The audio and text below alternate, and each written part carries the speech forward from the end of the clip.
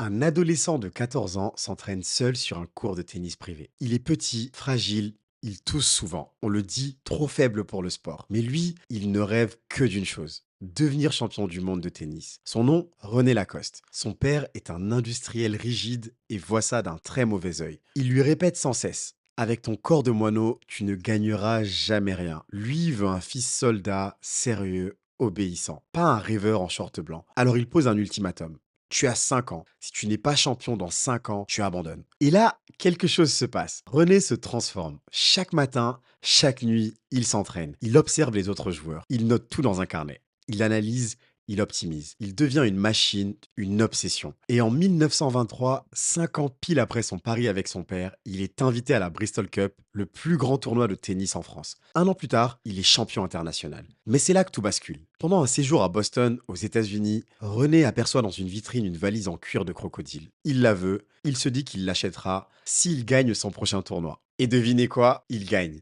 Dans le circuit, on commence à le surnommer le crocodile, parce qu'il ne lâche jamais sa proie, parce qu'il se jette sur la balle comme un prédateur. Un ami lui dessine une petite broderie, un crocodile stylé. René le fait coudre sur son blazer. Ce n'est pas un détail, c'est un symbole. Ce petit crocodile devient sa signature. Et ce que personne ne voit à ce moment-là, c'est que c'est en fait historique. C'est le premier logo visible sur un vêtement de sport. Avant même Nike, avant Adidas, avant tout le monde. René, sans le savoir, vient d'inventer le branding moderne. Et dans quelques années, ce logo va devenir plus puissant que son propre nom. Mais pour l'instant, René joue encore. Et bientôt, il va s'attaquer à un autre terrain, la mode.